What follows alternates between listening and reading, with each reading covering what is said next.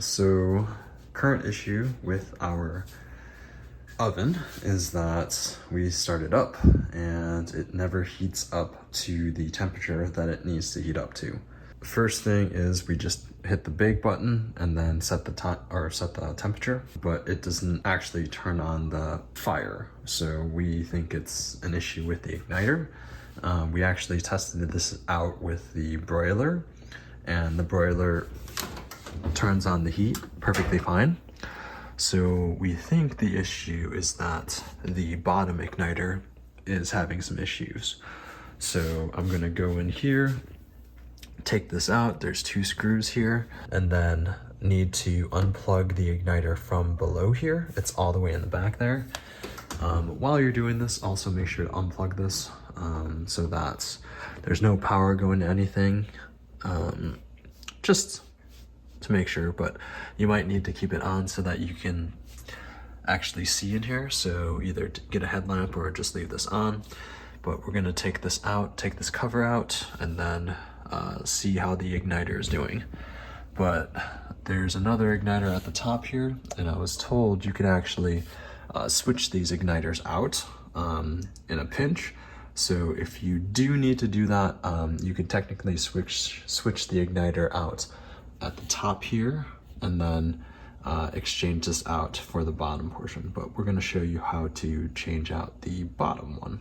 All right, we have the new igniter here. I got this on Amazon for 30 bucks. I'll put the specific part number in the description, and I'll also put it on the screen here so that you can buy one yourself. I'll also put the specific model number of this particular Samsung cooktop oven in the description as well. And I think one of the issues was we probably had a surge in the electricity, and we think that screwed that up because it also screwed up the microwave, so we had to replace the microwave as well. Okay, took those 2 out. They're pretty small, so these are those lengths. They're pretty crusty, but then you can lift this out this way and then pull it out that way. It comes right out. All right, so once we have that out, we want to take this out as well. So we got another 2 screws here as well. Okay, those 2 screws are out, and now we're gonna take this out kind of the opposite way here. And that is now out. So now we have visibility to the actual igniter. So this is the thing that turns on, or it gets hot and then it starts the flame, essentially. So yeah, it looks a little cooked. So we'll see what that looks like when we take this out. But now we actually have to get under this floor bit. So we'll probably put the stuff back in here for now, and then we'll take out the drawer and see if we can get access to this plug here, which will allow us to unplug it and then replace it. Does not match this particular model of this particular oven slash cooktop. So I took off the back. There were 2 screws actually, 3, one was actually in there. So I think this is the screw that the one that we're actually looking for here is this. So I can't actually access it underneath here, but this one looks like the one that it's attached to underneath here. And that is where it is in the oven. So I'm going to disconnect this, and then I'll also show you how to put it back together. So we'll take this out, and then we will try to replace it from here. All right, quickly pulled that out. Then we'll go to the front and see if we can see what it's attached to and take it out. Just for checking this, we'll check to make sure that this connection can fit in there. It looks like it's from a different brand, but I think these parts can be interchangeable. So It looks like the same connections, so we should be good here. Let's just double check it here. Here, like this. So that looks like it fits perfectly fine. And then again, to take it out here, just pull these out, and then you got that. Should double check these just to make sure the parts are at least aligned, or at least the gauges are the same. They look essentially the same here, but yeah, we'll take the other one out and see what it looks like. All right, since we have no video to go off of, I'm assuming that this here is attached. So there's our, we can just take a look here, see if these look very similar. They essentially look the same here. So this one looks quite a bit charred up versus this one looks nice and clean. So I think we're good using this. But again, we'll take this out and see how it looks. But looking here, it looks like we have this screw here and then this screw here that we're gonna work and take out. And then we should have access to everything we need. So once this comes out, then we should be able to unscrew whatever is attached to this. Looks like maybe one of these 4 screws here in the holes. I don't have access to that here. So I'm pretty sure it's a screw somewhere where I can't see on the underbody right now. Oh yeah, see, you can actually see it there. There looks like 2 screws there. So we will take these 2 out. Might have to go into this one to see, but that one's just held in by 1 screw, so we'll see. Hopefully it just has to be these 2, and then we'll go from there. All right, looks like that did it. So we're loose here. Does look like we have a clearance issue here, so we might need to wiggle this out a little bit.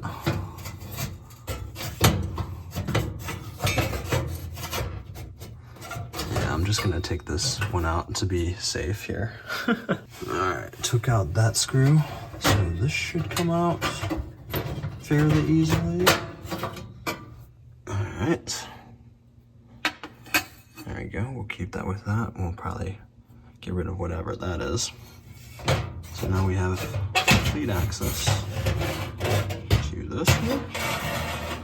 And it should come out as well. All right, igniter is here. And it definitely looks a little toasted. I mean, technically you can probably clean this off, but it looks a little bit roasted here. We'll take this off just so you can see. I'm just gonna take a quick video so I can get the orientation down. So essentially this is gonna go flat down here. It's got a couple nuts on there too. They're not tight, or not super tight, so they're pretty easy to get off. All right, so you can just see these side by side. Obviously the one on the right is the new one, but you can see this is pretty toasted here on the left.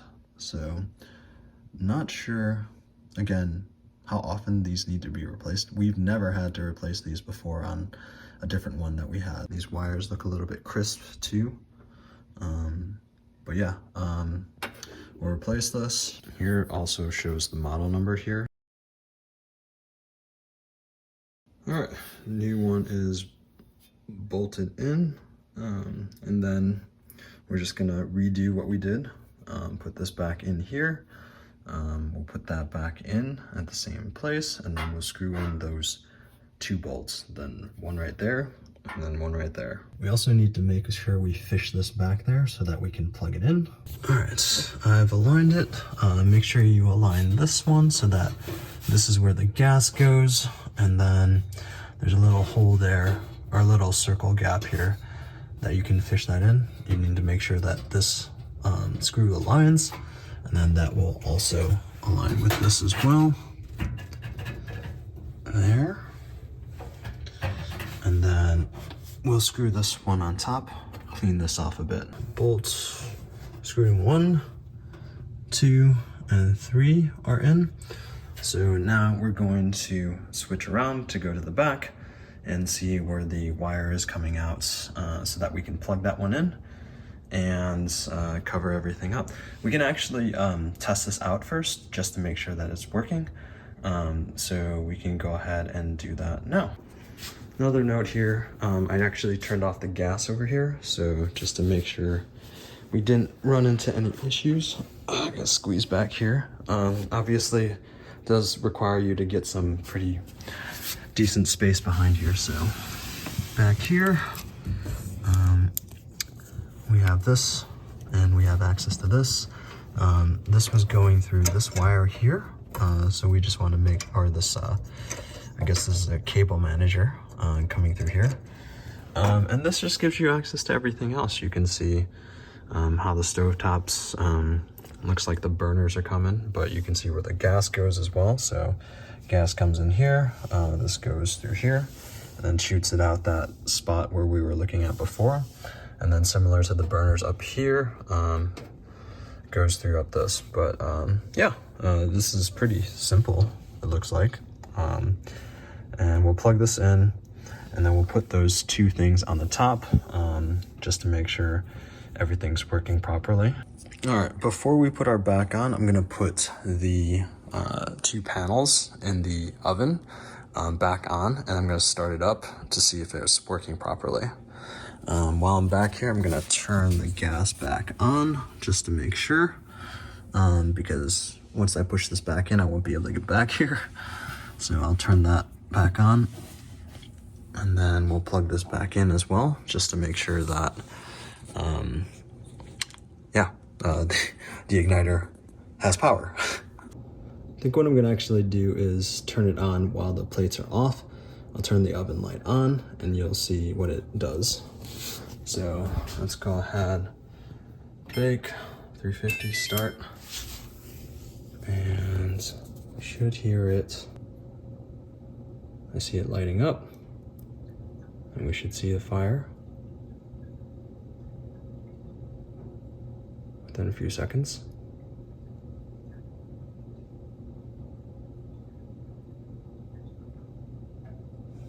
There you go.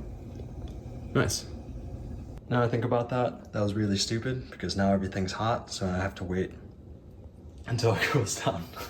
Everything is back in, all 4 screws, 2 in the back, and then on the first plate, 2 in the front, and then put those back in and close this back up. With these up here, there's one right here and one right here. And line that up. Fit nice and good. And line them up on this side as well. Need to make sure it's pushed in. That's in, that's in. There we go. That fit in there. That's in there, and that's in there. So all that's left is this bottom part, and then these extra 3 screws total.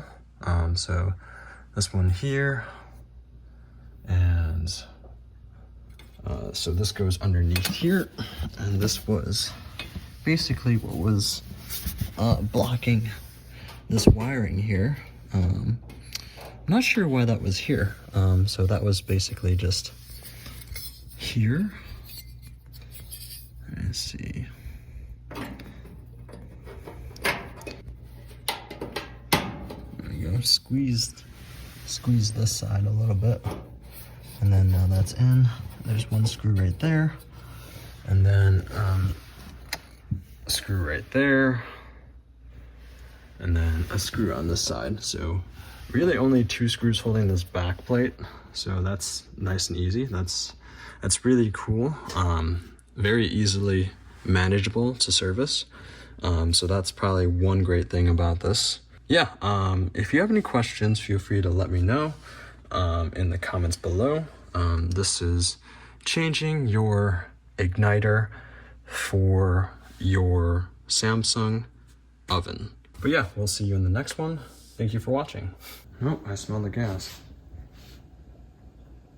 I heard it turn on too, so this should be rising pretty quickly. Okay, it was actually 2 minutes in where it just started to go up like crazy in temperature. So I'm not sure if that's an issue or if that's how it always handled this. All right, so that's our test. Just got up to 400. Oh yeah, that's 400. It took just under 10 minutes. It took 2.5 minutes for the thermostat to start cooking up.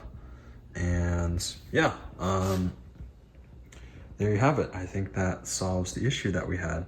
You can see in the light, kind of just looks like it's a little bit burnt out, a little charcoaly crispy.